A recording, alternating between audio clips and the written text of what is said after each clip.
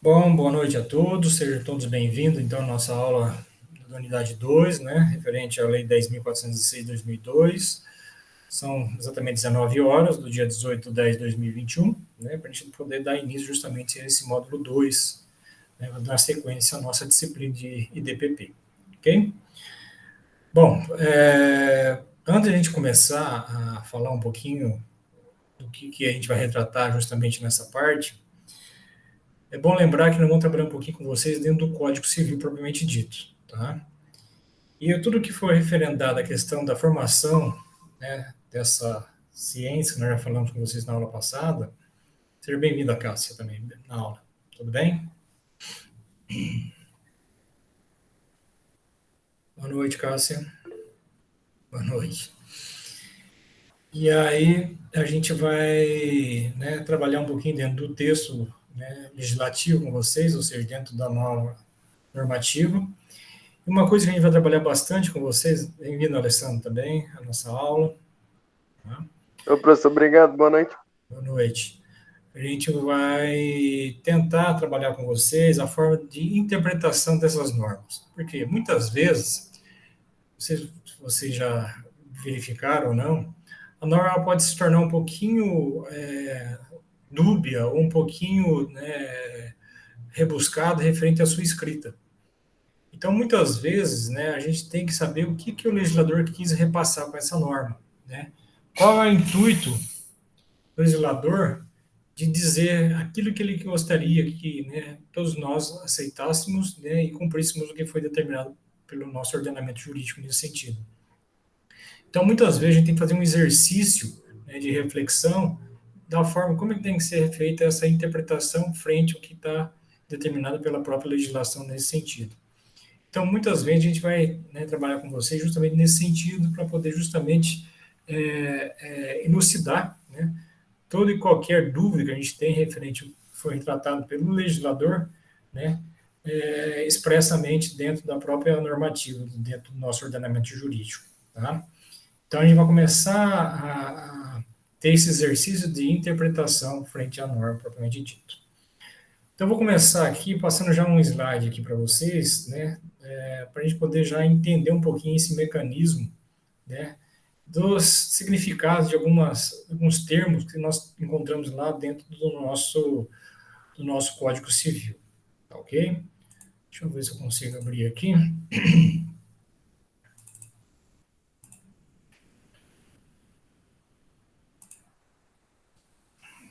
Tentando abrir a janela aqui. Pronto. Todo mundo está vendo o slide? Sim, Sim. professor. Maravilha. Bom, percebam então que a gente vai trabalhar com a unidade 2, tá? Que vai tratar a Lei 10.406 de 2002. Deixa eu liberar para o Adriel entrar aqui. E que retrata justamente essa lei, o nosso atual Código Civil. Tá? Então, percebo que ele é de 2002. Tá? E o que nós vamos tratar primeiro? Essa parte geral, né? Essa parte introdutória da nossa legislação civil, tá? Que é tratado justamente do livro 1, que é referente às pessoas, né? Ou das pessoas, como está escrito lá. O título primeiro, né? Que é retratado das pessoas naturais, nós já sabemos que são as pessoas físicas, tá? E nesse primeiro capítulo, né, vai tratar da questão da personalidade e da capacidade, tá? E no título 2, no capítulo 2, um pouco mais à frente, vamos falar dos direitos dessa personalidade, e mais um pouco à frente ainda, o capítulo 3, da questão da ausência, tá? E como vocês percebem também, a unidade 3 vai tratar das pessoas jurídicas e os demais capítulos que ele retrata justamente dessa outra unidade, né, que vamos retratar praticamente lá no final das nossas aulas aqui com vocês. Tá? Agora vamos nos preocupar com a questão da unidade 2, que é essa parte introdutória do nosso código, né, que é retratada justamente, como eu falei agora há pouco, da Lei 10.406 de 2002. Bom, percebam que há algumas nomenclaturas que nós utilizamos para vocês já irem gravando, né, e percebendo como é que funcionam justamente as simbologias de algumas nomenclaturas que nós encontramos na própria legislação em si. Tá? Percebam que o primeiro deles são os artigos. Né? Os artigos, então, como vocês perceberam, então ele dá justamente essa simbologia pela palavrinha arte, né? E aí vem o primeiro, o segundo, o terceiro, os numerais também, que é composto justamente dos artigos. Tá? Dentro ainda dessa simbologia, nós encontramos os chamados parágrafos. Os parágrafos são justamente pelo esse símbolo, né? Por exemplo, dois S's entrelaçados, né? Duas cobrinhas entrelaçadas, e também da mesma forma, primeiro, segundo, terceiro e assim por diante. Tá? Logo depois vem os incisos. Tá? Os incisos são em algarismo romano. Primeiro, segundo, terceiro, quarto. Então, quando eu vou falar alguma coisa para vocês, o inciso 1, você já sabe que o 1 em romano. Tá? Inciso 2, 2 em romano, e assim vai. Tá? E tem também as chamadas alíneas. As alíneas são pelas letras do alfabeto, A, B, C, D e assim por diante. Tá ok? Então, essa é uma simbologia que nós vamos encontrar em todo e qualquer código, em todo e qualquer legislação em si. Nós encontramos os artigos, os parágrafos, os incisos e alíneas.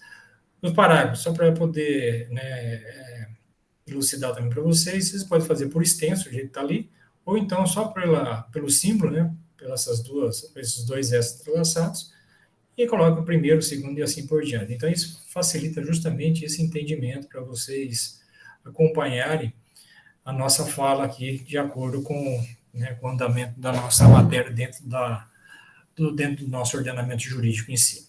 Tudo bem? Então é bom que vocês gravem já toda essa forma, né, de simbólica que nós encontramos para poder justamente facilitar o entendimento de vocês. Tá ok? Bom, dando isso, então, vamos começar a falar um pouquinho desse artigo inicial, né, que é o artigo 1º, tá? Depois, que na verdade vamos falar um pouquinho do capítulo 1º, que vai dar justamente o artigo 1º, né, e os demais por aí afora, que vai tratar justamente das pessoas naturais, como foi apresentado para vocês também aqui. Tá? Deixa eu abrir uma outra janela, acho que vai facilitar justamente esse entendimento para vocês aqui. Só um pouquinho.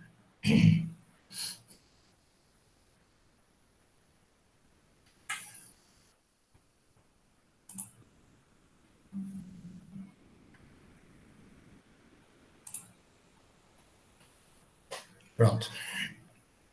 Bom, o código ele começa justamente isso, do capítulo 1º, que vai tratar da questão da personalidade e da capacidade. Tá? Quando a gente fala da personalidade e da capacidade, a gente está retratando justamente a questão da personalidade civil da pessoa e da capacidade civil da pessoa. Então, não tem nada a ver com questão de âmbito de foro íntimo da pessoa, não. É uma questão voltada ao ordenamento em si, a personalidade civil e capacidade civil. Então, para deixar bem claro isso para vocês também. Tá? Tudo está envolvido com questões de direitos e deveres. Tá? Por isso que nós estamos falando referente à questão da personalidade e da capacidade. Percebam que houve uma inversão, né, na hora de apresentar justamente o título referente ao capítulo. Então, percebam que o capítulo fala da personalidade e da capacidade. Só que o artigo 1º está dizendo o seguinte: toda pessoa é capaz de direitos e deveres na ordem civil. Vejam bem, não está tratando da personalidade, e sim da capacidade. Tá? Então, houve uma inversão aqui, justamente nessa início, né, da nossa legislação, da nossa lei aqui, propriamente dentro do código em si. Mas será que foi um erro do legislador? Será que ele quis confundir, né, todo e qualquer manuseio referente à questão do nosso ordenamento? Bom, para a gente poder justamente elucidar, né, fazer um entendimento que é necessário para essa questão, né, nós temos que entender primeiro o artigo 2º, que vai tratar justamente da questão da personalidade. Depois nós vamos tentar, né, apresentar uma interpretação dada pelo artigo 1º, que vai tratar da questão da capacidade. Então vamos falar um pouquinho da personalidade, como está dizendo o título do capítulo, tá? Depois nós retomamos o artigo 1º falando da questão da capacidade. Bom, então para fins didáticos, para a gente poder entender justamente essa situação, tá ok? Está dizendo lá, artigo 2º. A personalidade civil da pessoa começa do nascimento com vida, mas a lei põe a salvo desde a concepção os direitos do nascituro. Bom, Como falei para vocês, a gente tem que saber interpretar aquilo que o legislador quis repassar com a nossa legislação, tá? Para a gente justamente entender todo esse funcionamento e ser obrigado a cumpri-la, na verdade, que foi determinado pela lei em si, né? E como é que a gente faz essa condição de interpretação? Como é que a gente interpreta uma norma, interpreta um texto, interpreta qualquer situação que nos coloca para poder entender justamente o que está sendo colocado para fim de estudo, como a gente está vendo aqui nesse sentido? Seria o quê? Por partes. Então a gente vai entender nesse funcionamento, lendo justamente o que está colocado, né, na preposição da lei nesse sentido, mas por partes. E como seria a primeira parte? É justamente até a vírgula, tá? Para fazer justamente esse entendimento. Então, diz lá: a personalidade civil da pessoa começa do nascimento com vida. Percebam, ele não está dizendo o que é personalidade, mas ele está determinando o quê? Quando dá início a ela. Não é isso a condição que está colocada ali? Então ele está dizendo: a personalidade civil da pessoa começa do nascimento com vida. Então, essa é a primeira condição que a gente tem que fazer o entendimento. Então, você só tem essa personalidade a partir do seu nascimento com vida. Mas aí eu faço uma pergunta a vocês. Quando é que a gente sabe que alguém veio a nascer com vida? Alguém sabe manifestar isso para mim? Qual a pergunta, professor? Quando é que a gente sabe que alguém vem a nascer com vida? Batimentos cardíacos. Não deu para entender, André. Pelos batimentos cardíacos? Oi? Está muito baixo. Pelos batimentos cardíacos? Batimentos cardíacos? É uma suposição. O que mais? Qualquer sinal vital, professor. Como seria isso? Batimentos, respiração, e por aí vai. Tem mais alguns, eu não sei. Eu não sei qual que é, mas enfim. A Daiane levantou a mão. Vai lá, Daiane. Não sei se tem a ver, mas é quando a criança nasce no hospital, eles dão uma certidão lá, alguma coisa assim, que nasceu com vida, E tem alguma coisa? Não sei se tem a ver. porque aí já constata, na verdade, né? Vamos ver se você Professor, já qual que é a tem. pergunta mesmo? Se o senhor puder repetir. Eu perguntei quando é que a gente sabe que alguém vem a nascer com vida, né? Na criança, no caso, né? O bebê. Tem uma declaração de nascido vivo. Declaração, né? Vocês estão tudo no registro da declaração aí, né? Mas vamos pegar em ordem mais biológica essa situação, tá? Existem alguns fatores que contribuem justamente a essa comprovação, na verdade. Né? Uma delas que vocês colocaram, a certidão de nascimento aí, né? O nascer com vida nesse sentido também é um dos fatores, né, de ordem legislativa, inclusive, também. Mas vamos falar um pouquinho da ordem biológica, né? Vários estudos constatam quando alguém vem a nascer com vida, tá? Através de vários exames. Uma delas, só para fim de matar um pouco a curiosidade de vocês, isso a gente estuda também até na área jurídica, só para vocês terem uma ideia. Chama-se doximasia hidrostática de Galeno, tá? É o nome de um exame que se faz para constatar que a criança veio ou não nascer com vida. O que constata esse exame? Você pode, através desse exame, você constata que houve, na verdade, uma abertura dos pulmões, tá? Se houve abertura dos pulmões, houve entrada de ar. Se houve entrada de ar, houve respiração. Se houve respiração, houve vida. Então, uma das formas para justamente constatar essa condição, tá, é quando houve essa entrada de ar e houve justamente essa respiração através desse exercício dos pulmões, né, através da respiração desse bebê. Então, a partir desse momento, você constata que houve vida e é nesse momento que a pessoa adquire a tal da personalidade civil. Mas o que isso reflete ao adquirir essa personalidade? Né? O que isso constata justamente a pessoa ter ou adquirir essa personalidade? Então, deixa eu passar para um quadro abaixo, só para a gente poder exemplificar melhor essa situação. Tá? Aliás, deixa eu contar uma historinha aqui e depois eu passo no quadro seguinte para a gente poder justamente entender esse funcionamento. Tá? Imagina o seguinte, duas pessoas, tá? O João é uma pessoa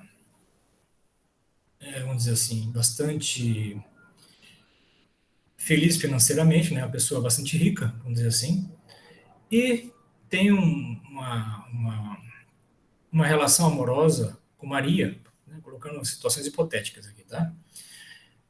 Que não é tão abastada que nem o João, vamos dizer assim. A Maria é uma pessoa que tem uma condição financeira bastante precária, vamos dizer assim, né? Ela é pobre, vamos dizer assim, mas eles têm uma relação amorosa, os dois se amam, aquela questão toda, e começa a ter uma relação entre namorados, vamos dizer assim.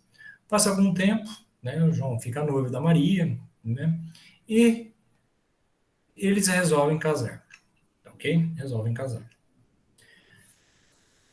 Só que o casamento que vai ser atribuído a eles, né, o regime de casamento que vai ser atribuído, foi uma condição, né, colocada aos dois, vai ser o regime de separação total de bens. Tá? Então os dois querem casar, mas o João vai propor, não, tudo bem, só que meus familiares determinaram que é para eu casar com separação total de bens. Qual o significado dessa situação? Que os bens do casal não se comunicam. O que é de João permanece com o João, caso houver alguma separação, algo do gênero, né? O que é de Maria permanece com Maria. Se o João é rico, milionário, bilionário, é só dele, tá? Se a Maria é pobre, pobre, pobre, esse é o problema dela, tá? Mas, né, o regime que está sendo adotado é justamente nessa, que determina que é uma separação total de bens. Os bens não se comunicam, tá? Não tem nenhuma relação um com o outro, cada um permanece com o seu bem caso houver alguma separação entre o casal. Tudo bem? Bom, passou-se um tempo, né, após eles casarem, tá? Todo mundo feliz da vida, né, aquela situação toda, né, bastante festas, né, viagens, quer dizer, tudo de bom e de melhor para o casal, nesse sentido. Né, tudo pago pelo João, óbvio, né, porque ele é um que tem condição financeira para tudo isso. Passou algum tempo, Maria engravida de João, tá? Ela fica grávida do João. Aí, mais uma outra felicidade, né? Todo mundo, né? O primogênito, né? O primeiro filho, aquela questão toda, né? Todo mundo feliz da vida. Ótimo, lindo, maravilhoso. O João, como eu falei para vocês, é um empresário bastante de sucesso, né? Um executivo, né? Bastante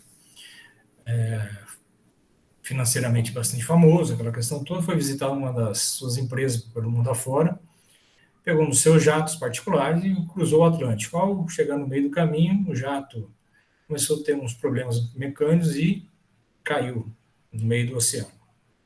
Morreu o João. Ok? Morreu o João. Bom, nessa situação toda, vem a indagação agora para vocês. Tá? Para quem fica a herança do João? Poxa, era casado com a mulher dele. Fica com a mulher dele? Matheus falou que fica com a mulher dele. Quem mais? Fica mas com se é a separação criança? de bens, eu diria que ficaria com o filho dele, né? Mas mesmo que seja criança. Sabrina, você acha que fica então com o filho dele, é isso?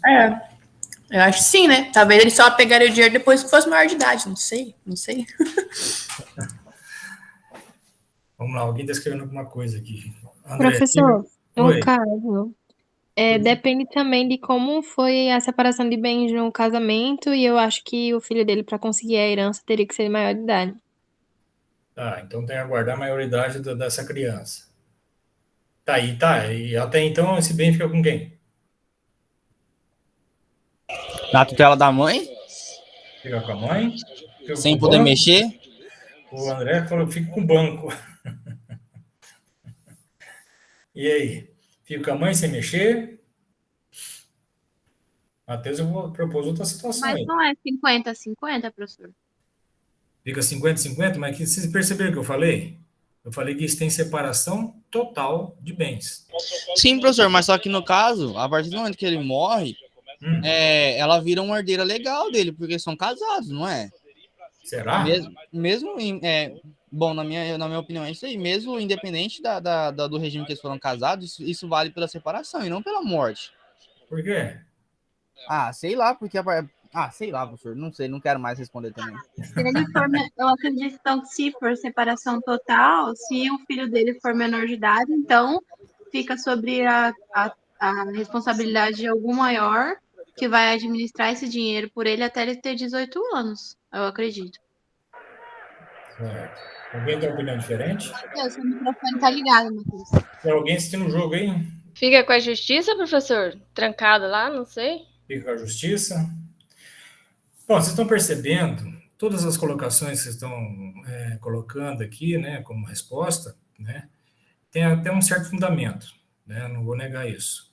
Porém, nós estamos tratando de uma situação que já está em lei, né, para retratar justamente a primeira condição que nós estamos colocando aqui para vocês, que é a questão voltada à personalidade civil da pessoa, tá? A personalidade civil da pessoa. No quadro seguinte, que eu quero passar aqui para vocês, só um momentinho.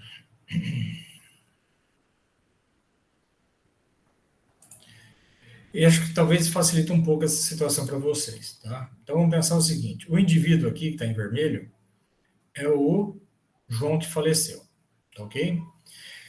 Para nós, no direito, existe toda uma questão de preferência sucessória, né? Existe uma ordem sucessória preferencial para aqueles que vão assumir referente ao bem deixado pelo seu antecedente nesse sentido, né? No caso, o João, vamos dizer assim, tá?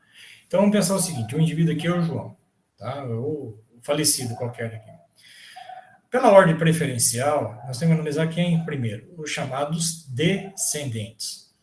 Então, quem tem a ordem de preferência, uma vez que o indivíduo falece, primeiro são quem? Os chamados filhos, tá?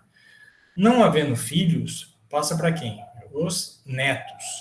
Não temos netos, vai para os bisnetos. Ah, mas se não tem neto, aí como vai ter bisneto? Se não tem nem filho. Calma. Vamos lá. Não temos Pode ter bisnetos. morrido, aí. Oi? Pode ter morrido, aí. Sim, pode ter morrido também. Vamos lá. Não tendo bisneto, pode ter também o quê? O chamado tataranetos. Então, a ordem preferencial, em princípio, passa para quem? Os chamados descendentes em linha reta. Filhos, netos, bisnetos, tataranetos. Ok? Bom, se não houver nenhum destes, passa para quem depois? Os chamados ascendentes. Quem são os ascendentes? Primeiramente, são os pais. Ok? Não tendo pais, passaram para quem? Os chamados avós. Não tendo avós, passaram para os bisavós. E não havendo bisavós, os chamados tataravós. Ok? Então, essa é a ordem preferencial em linha reta. Primeiro os descendentes, não havendo nenhum desses, passa chamado os ascendentes. Tá? Eu não quero dizer que uma vez que você tem não tem os tataranetos, você tem que ver os outros netos que tiver para baixo aqui. Tá? Os pentanetos, assim por diante. Tá? Mas tem que achar algum descendente. Não haver, aí sim, se não houver nenhum descendente, vai para os chamados ascendentes, e da mesma forma, até acabar a linha reta. Agora, não havendo descendente em linha reta, nem o ascendente em linha reta, aí nós vamos chamar, vai para quem? Os chamados colaterais. Quem faz parte desse grupo? Os irmãos, os sobrinhos, os tios e os primos.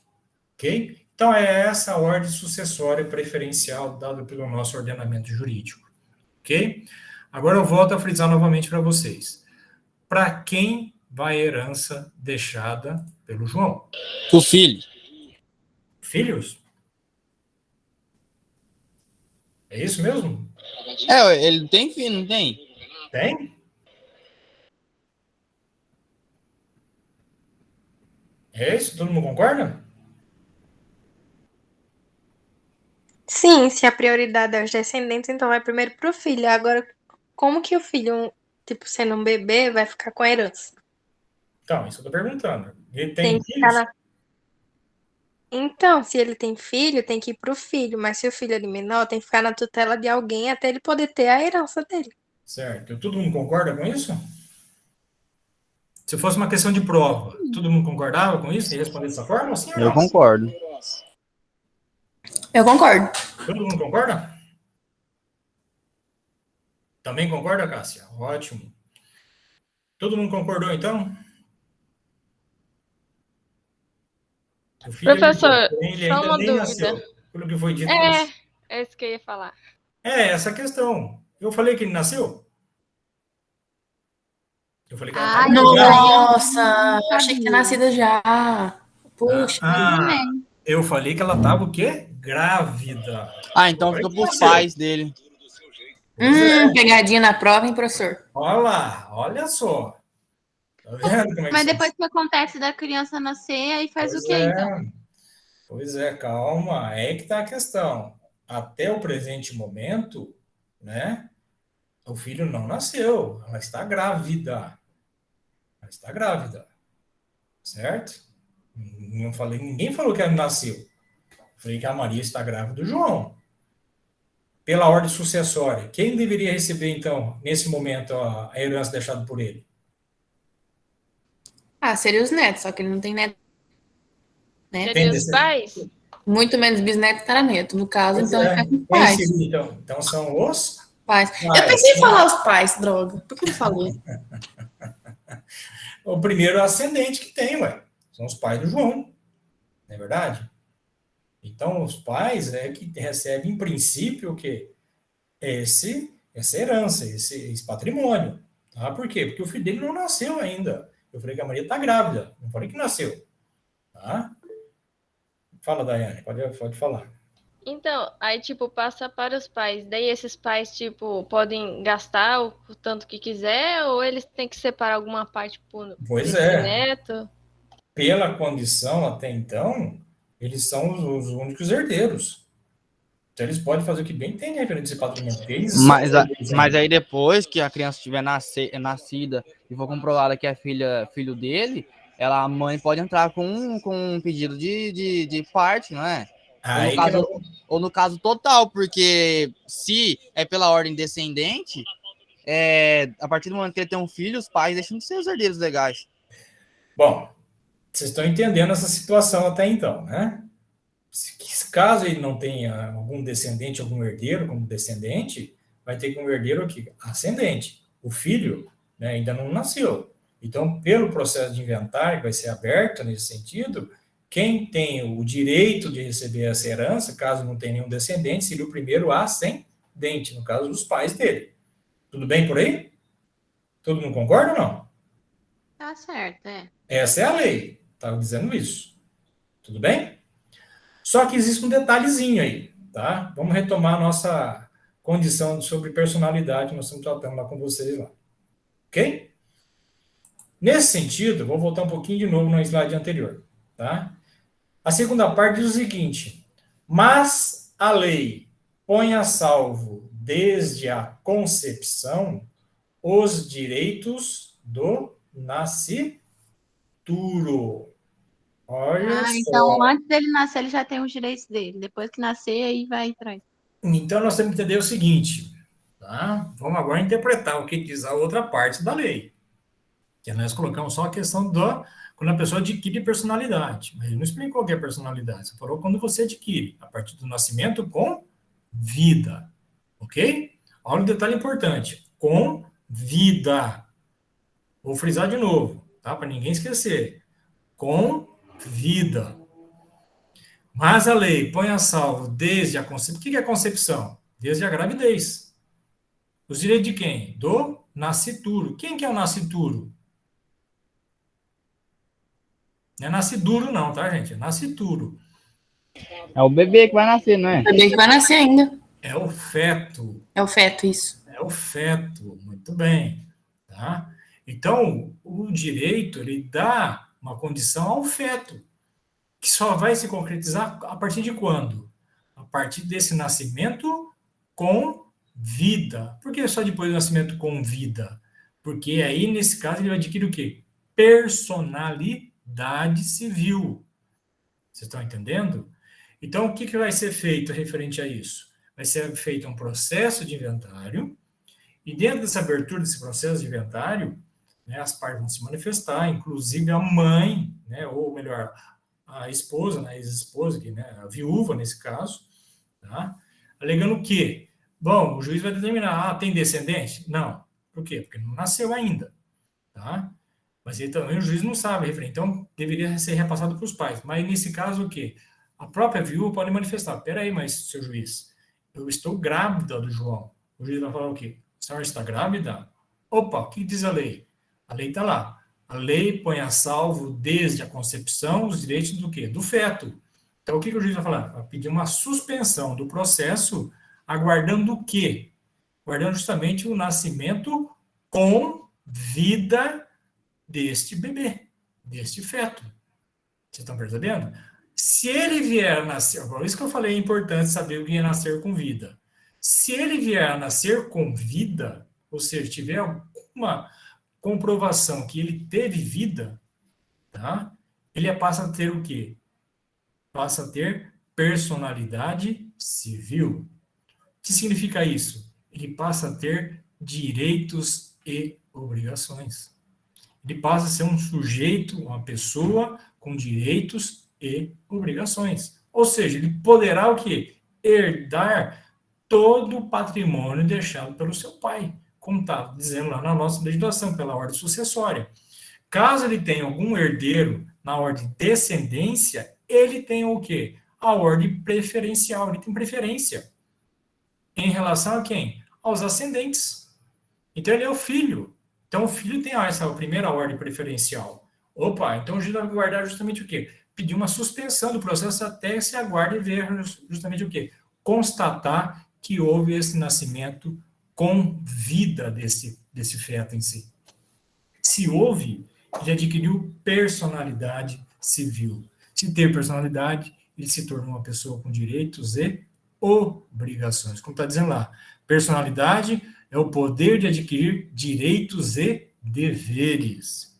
Se torna um sujeito, uma pessoa, com todas as suas o quê? Obrigações e condições de direitos também. Vocês entenderam essa situação? Então, essa é a primeira condição que a nossa legislação, de acordo com o nosso código, determina. Quando você o quê? Adquire personalidade civil. Você se torna um sujeito com direitos e deveres. Os avós teriam algum dever de dar auxílio durante a gestação? Até poderá, não tem problema nenhum. Né? O juiz pode determinar, mesmo porque, se vier a nascer com vida, a herança é do menino, né? Do feto, inclusive. Não é verdade? Então, o juiz pode determinar isso mesmo. Não, é necessário que se dê justamente um amparo necessário em prol desse bebê que poderá vir a nascer com vida. Por isso que é importante, se eu chegar a questionar vocês, quando a pessoa adquire personalidade civil, a pessoa adquire personalidade civil a partir do nascimento, o quê? Com vida. Fala isso. Por exemplo, professor, a gente tá contando que até o nascimento do bebê, então esse dinheiro, essa herança, é totalmente dos pais do falecido, certo? Então, tudo que eles comprarem... Né? Agora nós vimos que é em termos também, né? Não é totalmente também. Por quê? Porque tem que aguardar justamente essa condição. Porque o juiz não vai conceder de imediato essa situação. Entendeu? Mas aí, por exemplo... Caso não houvesse realmente nenhum herdeiro sucessor, de ordem sucessória abaixo, né, os descendentes, aí sim já aplicava de imediato essa condição. Mas não. Nesse caso especificamente, há probabilidade de ter um herdeiro, né, de ordem de descendência. Então, justamente é isso. O juiz vai suspender. Ele não vai fazer a partilha desse patrimônio. Ele vai aguardar. Tá? Se aguarda, suspende o processo. Então, os pais do João não vão poder fazer nada referente a esse patrimônio até então. Porque justamente existe o quê? Uma suspensão referente a esse patrimônio. Esse patrimônio, na verdade, vai ter que ser o quê? Nomeado a uma pessoa, num caso chamado curador, para justamente manter esse patrimônio até que realmente se determine qual vai ser o fim desse patrimônio em si. Né? Justamente aguardando o nascimento com vida. Olha só, não basta vocês colocarem assim, do nascimento não. Tá?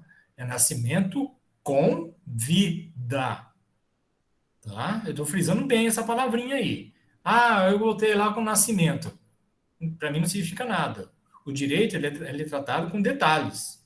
Ele verifica justamente esses detalhes. Por quê? De repente a pessoa pode nascer morta também. Um natimorto. Se a criança tiver nascido com vida durante a morte do pai e a mãe, fica com quem? E aí? Vocês entenderam a pergunta? pegar de novo a pergunta aqui, que eu não sei onde está essa pergunta agora. Deixa eu pegar aqui. André perguntou o quê? Se a criança já estiver nascida com vida durante a morte do pai, a mãe fica com o dinheiro até a criança crescer? O que vocês acham? Vocês entenderam a pergunta do André? Não. Está dizendo o seguinte: a criança veio a nascer com vida, tá? Durante a morte, lógico, o pai faleceu, tal. E esse dinheiro até então, né? Uma vez que foi realmente essa criança constatou que ela nasceu com vida, esse dinheiro fica com a mãe, né? A mãe fica com o dinheiro até a criança nascer, a crescer, desculpa, até a criança crescer. O que vocês acham? Eu acho que sim, porque vai ficar com ele para cuidar da criança, para dar suporte à criança dela completar 18 anos, né? Então Atingir a maioridade. Então vou fazer outra Mas pergunta. fica Então, sobre outro parente, uma tia, porque legalmente a mãe não teria parte nenhuma da herança, então logo não teria nenhum direito de cuidar desse dinheiro, no caso, né? Teria que ser um parente ligado ao falecido. Então, vou fazer outra pergunta em cima dessa mesma pergunta aí. Se, né, o pai faleceu, a criança veio e nasceu com vida, mas 1 minuto depois ela veio e faleceu, para quem fica a grana? Para os ascendentes, né? Se ele não tiver mais nenhum descendente, Então, quem são os ascendentes aí que vai receber? os pais dele, do Os pais cara. de quem? Os pais do João? Tipo, se o João morreu, aí o filho do João morreu, fica pros pais do João, né? Vai ficar para os pais da criança. Pai da criança? E com a mãe também, não A mãe é? da Pai da criança, criança no tá caso. morto. Vai ficar para a mãe da criança. Porque, Pai da criança por quê? porque Uma- a partir do momento que ele nasceu, ele é o herdeiro. Ponto. Se ele morrer, a criança morrer, você vai ficar para um herdeiro dele. Como ele não tem filho, vai ficar para os ascendentes, os pais, no caso, a mãe. Porque a partir do momento que ele nasceu com vida, adquiriu personalidade civil, aí já roda outro processo. Certo? Até Maria Eduarda respondeu dessa forma também, para a mãe da criança. Muito bem. É para a mãe da criança mesmo, é só pegar a ordem sucessória de novo, né? Então vamos pegar a ordem sucessória como eu já coloquei lá para vocês lá, tá? Vamos supor, a criança veio e nasceu com vida, que é o indivíduo aqui, certo? Ela veio e faleceu logo em seguida. Nesse caso, ela tem algum descendente? Não, não tem descendente nenhum. Quem seria o seu ascendente nesse caso? Seria quem? A sua mãe. Então, mesmo nesse caso, né, a mãe aliás, os pais dele vierem a casar com separação total de bens, tá?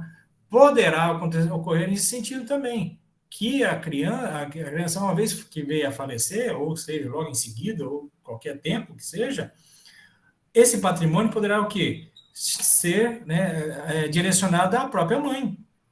Por quê? Porque ela é a única descendente dessa criança, ou melhor, ela é a ascendente dessa criança.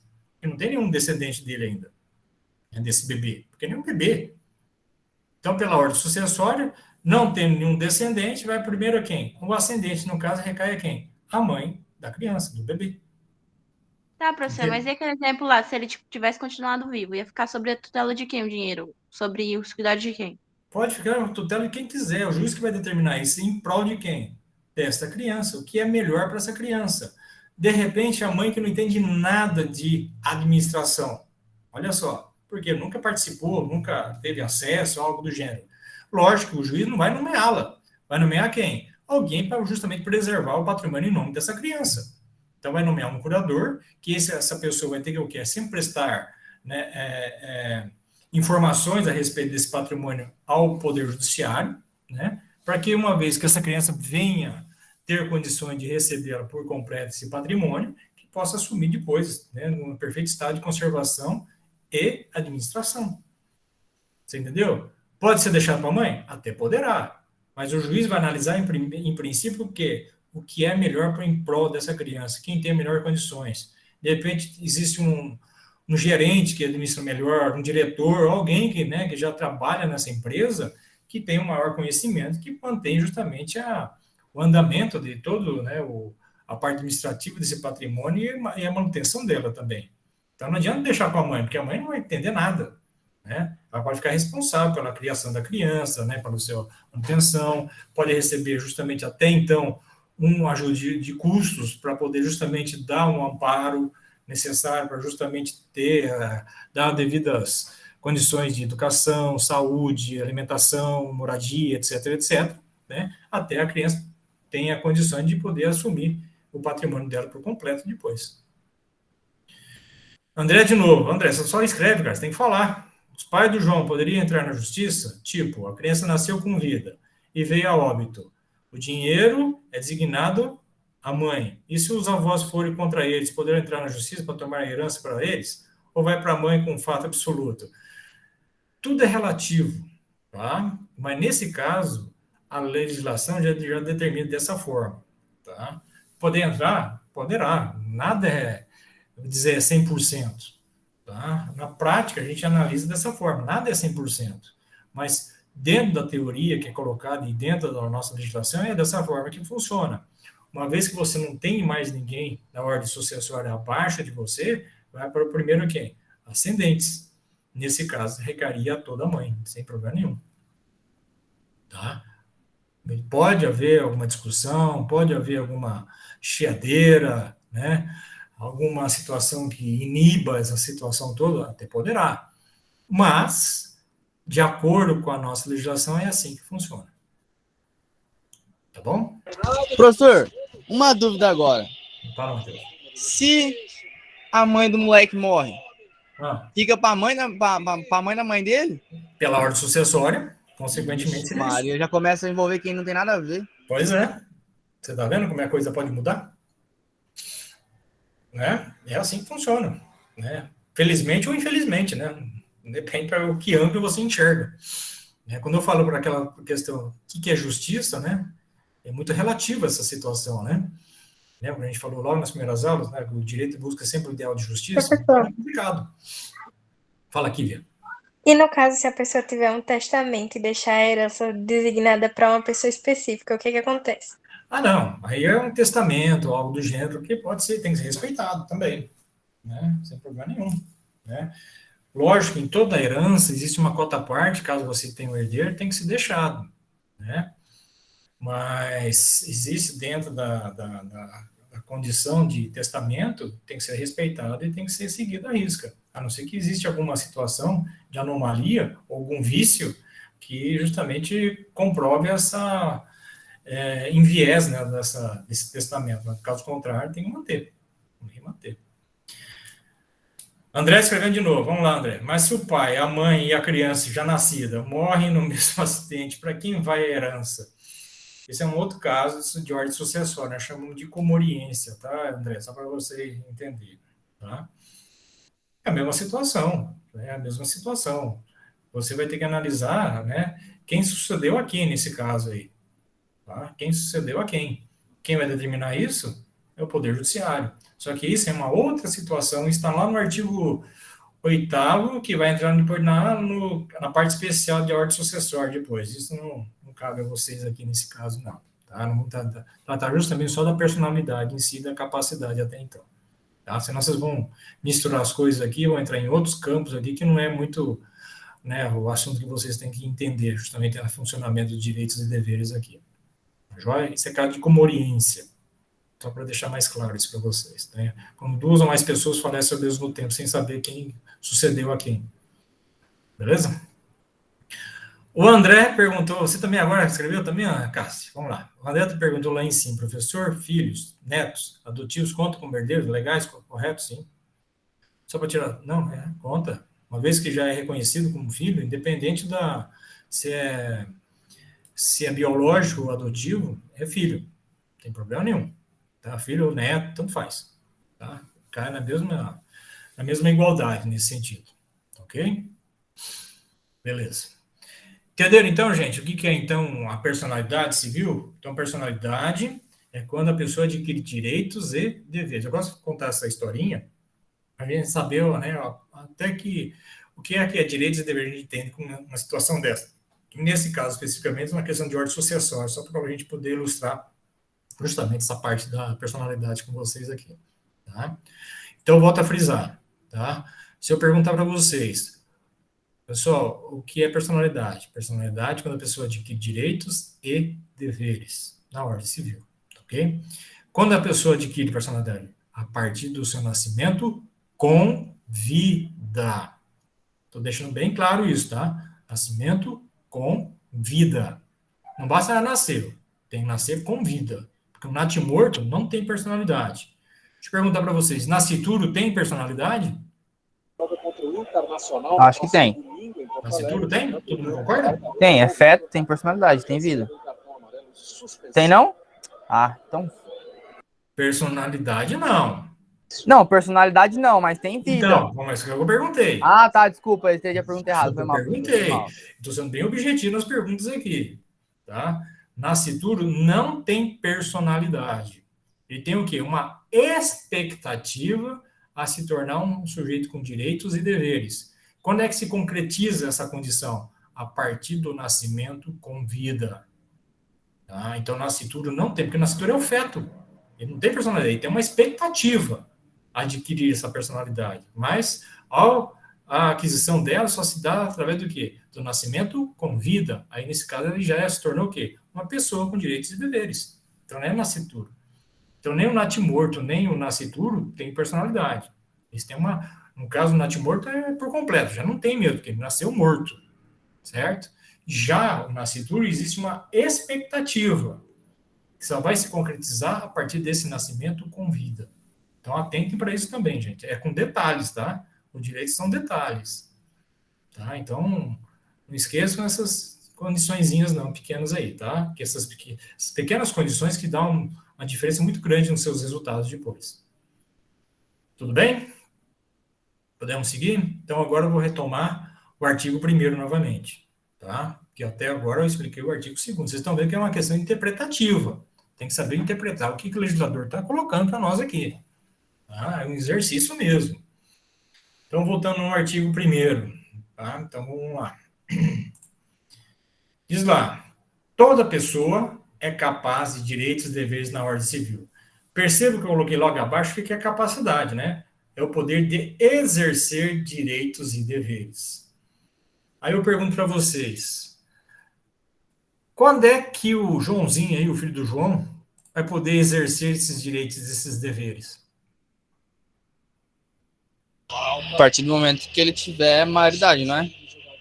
Então, uma das condições foi o que você está colocando, Matheus. É quando ele atingir o quê? A maioridade civil. Que a partir de que idade que é?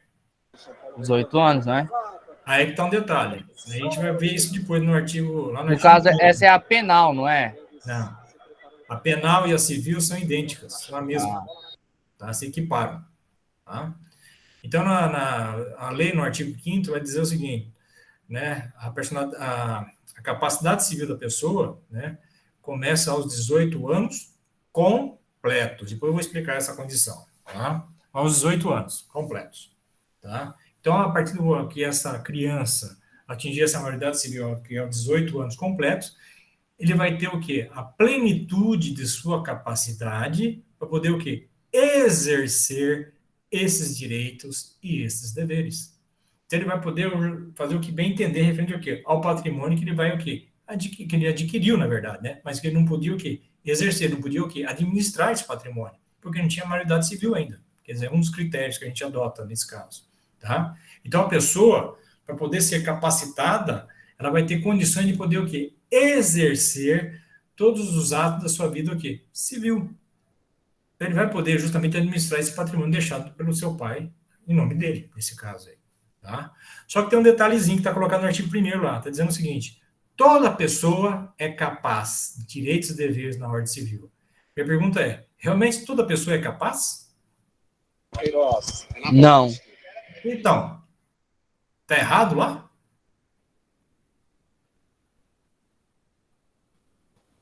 O legislador errou?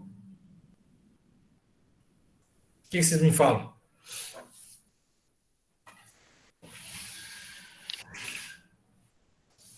Alguém tem algum fundamento para dizer o que está acontecendo, então? Ué, está dizendo lá, toda pessoa é capaz de direitos e deveres na ordem civil. Mas será que realmente toda pessoa é capacitada? Não, não é, porque tem pessoas que não podem. Ué, nós acabamos de falar, o menor mesmo de idade não tem capacidade. É ou não é? Até atingir a maioridade, ele não pode exercer essa condição. E aí, como é que ele dizendo que toda pessoa é capaz? Então, a criança tem capacidade de exercer esses direitos e deveres? Não. Um louco tem condições de exercer esses direitos e deveres? Não. E aí? Está errado, então, a legislação? O legislador errou nessa condição? O que vocês acham? Errou. Errou? Errou feio. Ué, então o código já começou errado. Então, lá no primeiro artigo já dizendo que é uma coisa que não compete a essa situação. É isso mesmo? Todos vocês concordam com isso? Ou alguém que discorda? E discorda por quê? Bom, primeiro assim, professor. Na verdade, vai falar toda pessoa é capaz de direitos e deveres na ordem civil. Ponto.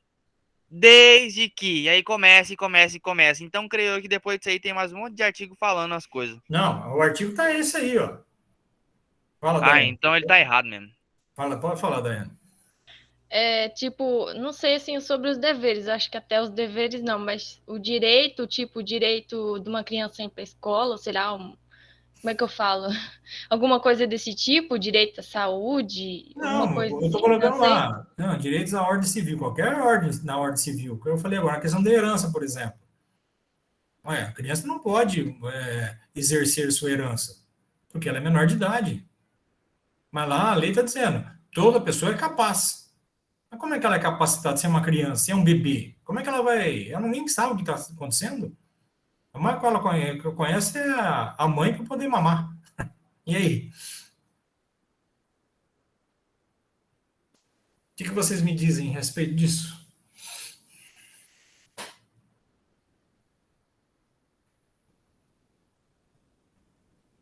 Ninguém? Mas tem uma cláusula, não tem? Não, a cláusula não é, só tem um artigo. Não tem cláusula nenhuma. Mas diz mas aqui, se a gente jogar na internet, parece aqui que a incapacidade é exceção. Ou seja, menores de 16 incapacidade é anos, exceção. deficientes mentais e etc. Sim, Então, incapacidade aí é já é exceção. uma exceção. Aí já responde tudo. Todo mundo, menos alguns. Alguns? Então, mas esses alguns estão fora? Então tá Bom, dizendo, professor, mas no artigo não tá falando, professor. Então, o artigo não está falando que existem exceções. Está dizendo lá, toda pessoa é capaz. E ponto. Tá Então tá errado o artigo. É isso que eu estou falando, sabe que está errado? Eu não vou confiar, não, sabe por quê? Porque a gente vai dizer que tá errado, aí o senhor vai dizer que tá certo, e a gente vai descobrir que tá certo. Então eu não vou dar minha opinião mais. Eu já tô com medo da opinião. Não, ninguém precisa ter medo, não. Eu estou fazendo essa situação com vocês, eu estou forçando isso para a gente saber o que é interpretação. Tá? Nós vamos saber interpretar o que o artigo está dizendo aqui, que o legislador quis repassar com essa condição. Ele está dizendo o seguinte, no artigo 1º, tá? Toda pessoa é capaz de direitos e deveres na ordem civil, mas nós sabemos que realmente nem existem todas as pessoas que são capacitadas para poder exercer essas condições.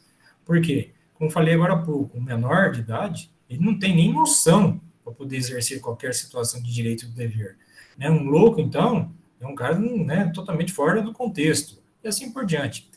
Vai existir várias situações aí, que não vamos tratar com essas exceções que estão colocando lá depois, tá? Mas o que o legislador quis dizer referente a esse primeiro artigo? Ele quer dizer que toda pessoa poderá o quê? Alcançar tais direitos e deveres. Todos tenham abertura para esse alcance. Todos tenham, a legislação abre para que todo e qualquer indivíduo possa exercer direitos e deveres. Só que nem todos terão essa condição ou nem alcançarão essa condição. Vocês estão entendendo? Então, quando ele coloca assim, na amplitude, quer dizer, esse caráter mais universal, toda pessoa é capaz, ele quer dizer que todo mundo poderá o quê? Ter essa condição. Poderá. Não é que terá essa condição. Vocês estão entendendo? Então, ele dá abertura. E quando ele colocou aqui, então seria uma questão mais de senso comum, questões óbvias, se por assim dizer, que uma questão literal. Não, é uma questão assim até de subjetividade também, né? Na verdade é uma questão, vamos dizer assim, como diz qualquer abertura referente à própria legislação, vale para todos, tá? Sem qualquer distinção entre eles. Porém, a gente sabe que existem exceções, sim, que vai ser colocado logo após nos artigos seguintes aqui, tá?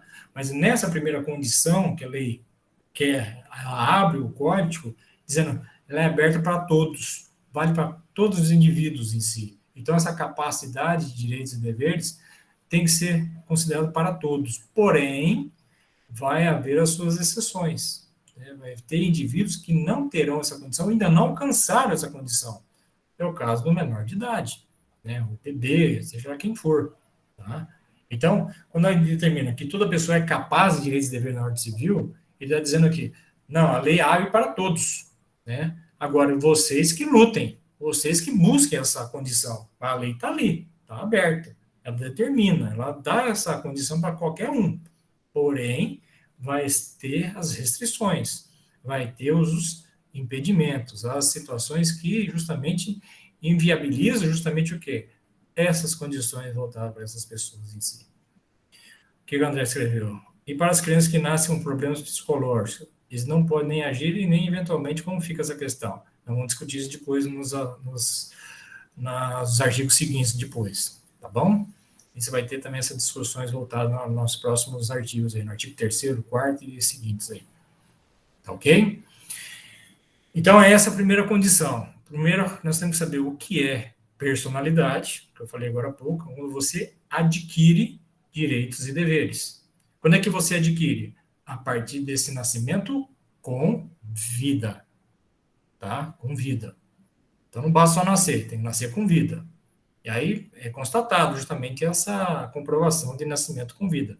A pessoa pode ter 1 segundo de vida, mas teve essa condição comprovada, adquiriu personalidade, se tornou uma pessoa com direitos e deveres. Ok? E desencadeia todas aquelas consequências que nós colocamos como exemplo aqui para vocês depois. Tá? O que é capacidade? É quando a pessoa pode o quê? Exercer direitos e deveres. Tá? Isso existe algumas regrinhas que impõem justamente, né, as condições para a pessoa poder justamente, né, de exercer tais condições. Isso está elencado nos artigos seguintes aqui. Mas o que determina aqui?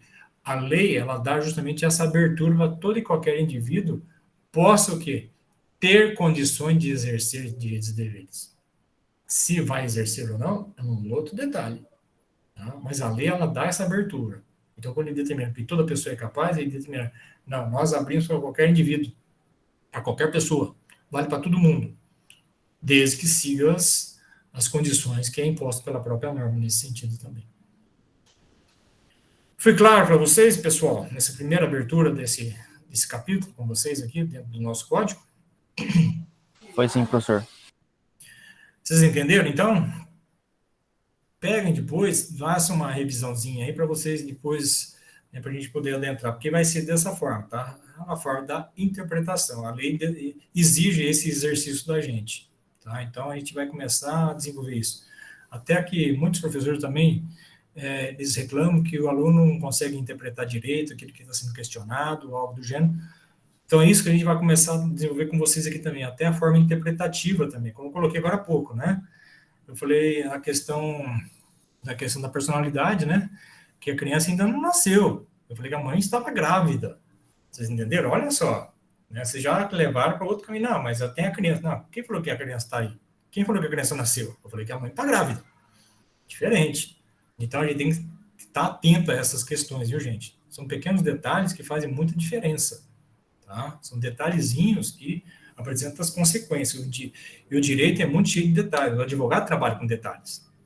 Tá? E isso causa uma consequência totalmente diferente nas respostas e algo do gênero. Como a gente pode falar nesse sentido também, quando a gente sempre coloca assim, mas eu vi tal questão, o advogado, né, a pessoa ganhou tanto, né, ele recebeu tal condição de indenização. Não quer dizer que a mesma condição que foi dada para outra pessoa vai ser do mesmo resultado, porque pode surgir algum detalhezinho, alguma situação que modifica totalmente o resultado final. Tá? Por quê? Porque, como eu falei, a gente trabalha com esses detalhes. Né? São situações bem superficiais que trazem muita diferença no final dos resultados também. Tá? Como eu falei, nascer com vida, não nascer só, tem que nascer com vida. Como eu falei, nascituro, né? Ele não tem personalidade. E o natimorto também não tem. Então, atentem para isso, tá? Só tem personalidade a pessoa que adquiriu, né, a condição de nascer com vida. Beleza, pessoal? Entendidos? Entendido, professor. Alguém tem alguma dúvida a respeito desses dois artigos ainda? Não, professor, deu para entender. Agora é 100%. Então tá bom. Então tá bom. Pessoal, então por hoje eu vou encerrar, tá? Vocês reverem depois, porque os outros assuntos também vai ser dessa toada, mas aí nós vamos falar um pouquinho do artigo 3º, artigo 4º e artigo 5º na próxima reunião nossa aqui. Ok?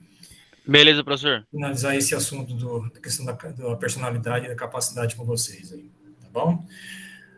No mais, uma boa semana para vocês aí, né? Com muita saúde, tá? Cuidados aí ainda, tá? E até a próxima, se Deus quiser. Falou, professor. Boa noite. Boa semana, noite, professor. Boa noite, professor. Boa noite, professor. Até a próxima, professor. Até a Bom descanso. Tchau, tchau.